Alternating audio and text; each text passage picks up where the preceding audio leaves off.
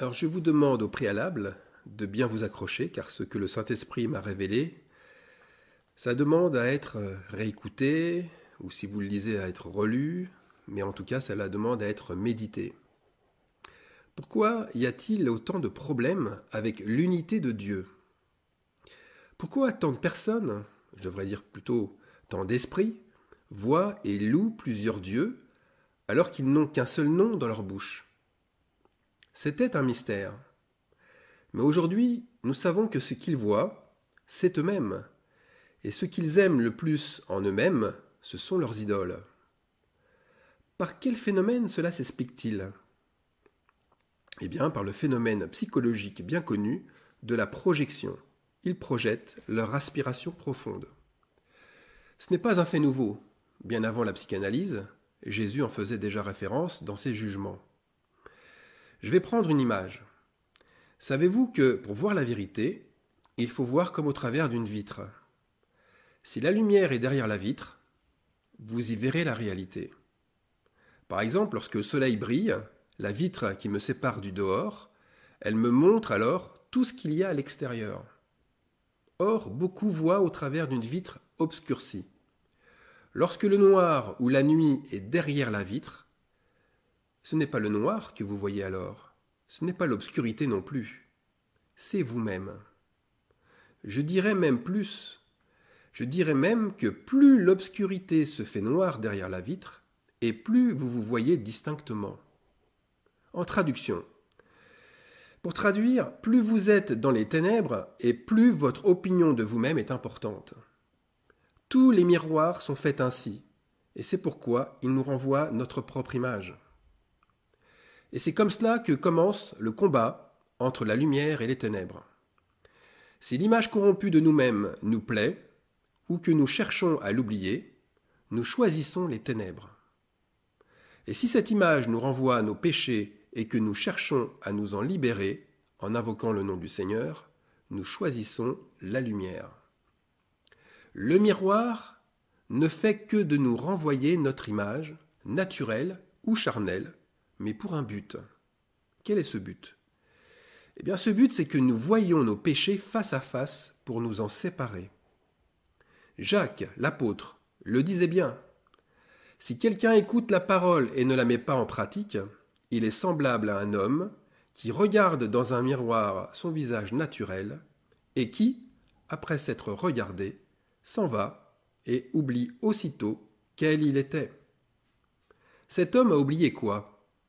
Il a oublié, en fait, de se séparer de ses péchés. Et pourquoi? Simplement parce qu'il ne met pas la parole en pratique. Alors ici, je vois arriver, moi, un quatrième élément qui crée lui aussi bien des égarements. Cet élément, c'est la parole. La parole.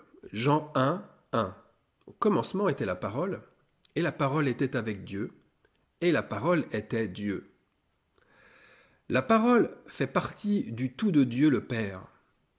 Mais avez-vous réagi à ce que Jacques dit? Si nous ne mettons pas la parole qui vient de Dieu en pratique, nous oublions ce que nous avons vu dans le miroir. La parole devient alors ténèbres.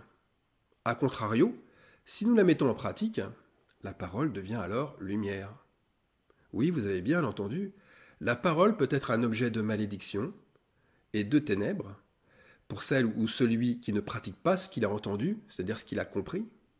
C'est pourquoi il y a autant de croyances fausses aujourd'hui, divulguées un peu partout. Peu de croyants mettent la parole en pratique, très peu. C'est pour cela que la majorité ont de faux raisonnements.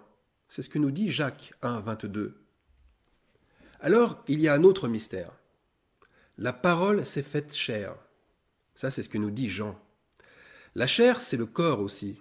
Alors de quel corps s'agit-il? Du corps de Jésus, de Dieu le Père, de Dieu le Père en chair? Ou bien y a-t-il encore ici un mystère de plus? C'est ce que je vais développer maintenant. Alors c'est quand même très intriguant. C'est intriguant de constater que le mot miroir, qui est employé dans la Bible en hébreu, c'est exactement le même mot que vision. Ou c'est le même mot que mode de révélation. Ce mot, c'est mara. Mara, en hébreu, est employé 11 fois. Prenons un verset où il est employé. Nombre, chapitre 12, verset 6. Dieu parle et dit : « Écoutez bien mes paroles. Lorsqu'il y aura parmi vous un prophète, c'est dans une vision, c'est-à-dire dans un miroir, donc dans ce mode de révélation, que moi, l'Éternel, je me révélerai à lui. C'est dans un songe que je lui parlerai. » Dieu annonce aux Hébreux que la révélation leur sera promulguée au moyen du miroir. Quand Dieu leur parlera, est-ce qu'ils verront Dieu alors ? Non. Ils verront leurs fautes. Ils verront leurs péchés, leur visage naturel. Et est-ce que Dieu parle ainsi encore de nos jours ? Ben oui, bien sûr. C'est comme cela qu'il commence à rentrer en relation avec un croyant. La première action du Saint-Esprit, c'est l'esprit de prophétie. Le croyant prophétise sur quoi ? Eh bien, le croyant prophétise sur ses propres péchés en premier. Il les voit comme morts, il les voit comme anéantis par Jésus. Mais il y a une étape supérieure. Et cette étape, nous la lisons au verset suivant. Nombre, chapitre 12, verset 7. Là, je prends la version Martin. « Mais il n'en est pas ainsi de mon serviteur Moïse, qui est fidèle en toute ma maison. Je parle avec lui bouche à bouche, et il me voit en effet. » C'est-à-dire qu'il me voit comme il doit me voir. Il me voit en effet, non point en obscurité, ni dans aucune représentation de l'Éternel. Alors avez-vous vu pour Moïse ? Les choses sont différentes. Le filtre du miroir n'existe plus. Il ne voit point en obscurité. Et nous venons aussi de le lire, il ne voit point dans aucune représentation de l'Éternel. C'est-à-dire qu'il n'a pas besoin de statue, il n'a pas besoin d'image quelconque pour se représenter Dieu, car cela aussi, c'est voir l'obscurité. Alors que voit-il ? La réponse est simple. Rien. Absolument rien. Lui, il n'a pas besoin de voir, puisque ce qu'il dit, c'est ce que Dieu pense, et c'est ce que Dieu veut qu'il dise. Il est la parole incarnée. Il n'a plus besoin de voir ses péchés, car sa fidélité lui a rendu honneur. C'est ce qu'on lit dans le verset. Alors si on suit bien les choses, Dieu parlait par Moïse de la même façon qu'il parlait par Jésus. Je vous pose une question. Ceux qui voyaient Moïse alors, voyaient-ils le Père ? Pour moi, la réponse me paraît évidente. Allons un peu plus loin. L'épouse de Christ est-elle comme Moïse ? Pour moi, cela ne fait aucun doute. Dieu parle à son épouse bouche à bouche. Mais une nuance toutefois. Une nuance. Pour Moïse, de la parole du Père émanait la loi, alors que pour Jésus, de la parole du Père émanait la grâce et la vérité. On lit ça dans Jean 1, 14. On voit bien que Moïse et Jésus n'ont pas la même mission, c'est tout. Qu'en est-il pour son épouse, qui est aussi l'épouse parole ? Jean, Pierre, Paul, les autres apôtres, c'était l'épouse parole. Et aujourd'hui ? Bien, je crois que l'épouse, aujourd'hui, a aussi 3 missions. Celle du Fils, celle de Moïse et celle d'Élie. Mais ces missions ne font qu'une, puisque ce sont celles du Père aussi. Je vous demande de vous rappeler ce qui s'est passé sur la montagne de la Transfiguration. Il n'y avait pas que Jésus sur cette montagne, il y avait aussi Moïse et Élie. Et c'est la voix du Père qui s'est fait entendre. Mais vous aurez sans doute compris qu'un autre problème demeure, puisque beaucoup pensent être arrivés à cette étape de l'épouse parole, alors qu'ils n'en sont encore restés qu'à l'étape du miroir. Pourquoi les choses sont-elles ainsi, puisqu'au départ nous étions pourtant tous en lui ? Mais en lui qui ? En Dieu, dans le Père. Mais voilà, un esprit de désunion s'est manifesté dans son corps, et Dieu le Père n'a rien fait pour s'y opposer directement.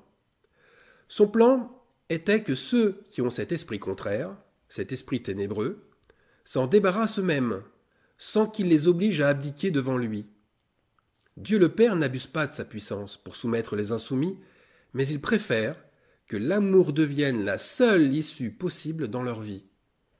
Le Père souhaitait que de leur propre initiative, ceux qui l'ont trahi reviennent en arrière, c'est-à-dire se convertissent. et qu'il se réconcilie avec lui. Mais il savait que revenir en arrière se fait uniquement dans l'humilité, et l'humilité ne peut s'obtenir que dans le brisement, c'est-à-dire la souffrance, le deuil et l'oppression. Alors, comme Dieu a tout fait avec ses fils dès le départ, ils ont donc tous décidé, nous avons tous décidé, et nous avons décidé d'un commun accord de créer un monde où l'amour serait révélé face à la haine, un monde où la vérité serait révélée face au mensonge, un monde où la vie serait révélée face à la mort. C'est-à-dire que là on rejoint ce qui est écrit dans le premier chapitre de la Genèse, l'Esprit de Dieu se meut au-dessus des eaux, mais que Elohim, Dieu, sépare la lumière d'avec les ténèbres. Tout cela pour un but, pour qu'au final, l'amour finisse par vaincre. Mais vaincre qui ?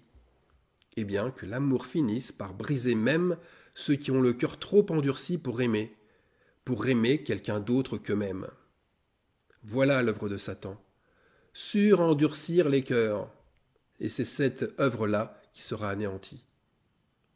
Donc, Dieu le Père a envoyé son Fils unique, pour permettre cette réconciliation, car sans son sacrifice, l'esprit de désunion n'aurait pu être vaincu.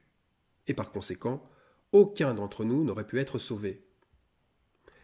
La question, qui a-t-il envoyé, sinon lui-même, le Sauveur ? Le Fils, c'est Dieu le Père qui sauve. Si vous en doutez, Ésaïe, chapitre 9, verset 6. « Car un enfant nous est né, un fils nous est donné, on l'appellera Dieu puissant, Père éternel. » Tout est dit ici, un fils que l'on appelle Dieu et Père. Il y a aussi Matthieu 28, 17. Jésus, s'étant approché, leur parla ainsi. « Tout pouvoir m'a été donné dans le ciel et sur la terre. » Quelqu'un qui a tout pouvoir, ça ne peut être que Dieu. Et Acte 4, 11. Jésus est la pierre rejetée par vous qui bâtissez et qui est devenue la principale de l'angle. Il n'y a de salut en aucun autre, car il n'y a sous le ciel aucun autre nom qui ait été donné parmi les hommes par lequel nous devions être sauvés. Alors qui est véritablement le Fils de Dieu ? Eh bien nous le savons par 1 Pierre 3, 22. Jésus-Christ est à la droite de Dieu depuis qu'il est allé au ciel, et que les anges, les autorités et les puissances lui ont été soumis. La droite de Dieu, c'est la puissance du Père. Voilà pourquoi nous l'invoquons par Jésus-Christ. C'est la fonction de Dieu la plus puissante qui vient nous sauver. C'est Jésus-Christ. Il n'y a pas de plus puissant en Dieu que Jésus-Christ. C'est pourquoi nous le louons hautement. Quand nous sommes faibles, c'est lui qui nous rend forts. Quand nous sommes perdus, c'est lui qui nous remet sur le chemin. Et quand nous mourons, c'est lui qui nous ressuscite. Voilà la puissance, la vraie puissance de Dieu. Pour en revenir à la désunion, en fait, Dieu a résolu le problème en créant un monde où son corps serait matérialisé et par conséquent, où la désunion serait bien réelle. Pour bien faire comprendre les choses, la désunion qu'il y a eu dans le ciel, elle doit se concrétiser. Et attention, l'esprit ne peut agir que s'il y a un corps. Donc, pour employer une image biblique, la désunion prend forme là où la séparation serait consommée, c'est-à-dire officialisée comme un acte de divorce. Et ici, bien sûr, je veux parler de l'apostasie, qui est ce divorce. Alors oui, la division est là où il y a le Père et le Fils et les fils de Dieu.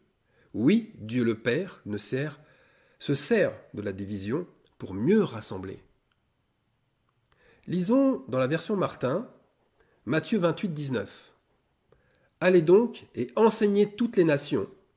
Faites de toutes les nations... » Alors là, c'est dans d'autres versions, c'est écrit « Faites de toutes les nations des disciples ». Moi, je préfère la version Martin qui dit « Allez et enseignez toutes les nations, les baptisant au nom du Père et du Fils et du Saint-Esprit. » Père, Fils et Saint-Esprit, ce sont 3 nominations d'un même et unique Dieu. Ce ne sont pas 3 formes ou 3 théophanies ou 3 apparitions ou 3 têtes d'un même corps ou que sais-je encore, 3 parties différentes. Non, ce sont lui. Il est Père, Il est Fils, il est Saint-Esprit. On ne peut pas séparer le corps, l'âme d'un esprit. C'est le même être. Les sciences humaines ont compris le non-sens d'une dualité cartésienne, car la vérité, elle ne se voit pas par nos sens. Ces sciences ont donc décidé de rassembler la personne dans une unité indivisible, corps, âme et esprit. Mais l'homme irrégénéré, a un problème. Il a un gros problème d'unité à la base. Aussi, se sentant accusé par sa propre division, il va se lancer dans plein d'explications pour faire comprendre qu'une unité possède plusieurs parties. Mais la neurobiologie nous montre que la structure moléculaire de notre pied, c'est la même que celle de notre cerveau, non? C'est la même que celle de notre main, que celle de nos cheveux, etc., etc. Il n'y a aucune différence. C'est la même structure moléculaire, la même ADN. La matière reste de la matière, et l'esprit, lui, ne peut se réduire à de la matière. Alors, il nous faut arrêter de vouloir expliquer les choses de l'esprit avec de la matière. Ne parlons pas de personnes, ni de somme des parties, ni d'assemblage, encore entre plusieurs parties d'un même corps. Tout cela, c'est du réel, mais ce n'est pas de la réalité.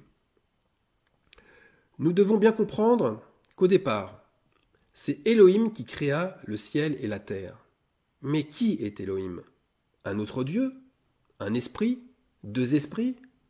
Eh bien, Elohim, c'est beaucoup d'esprits, mais qui ne forment en fait qu'un seul.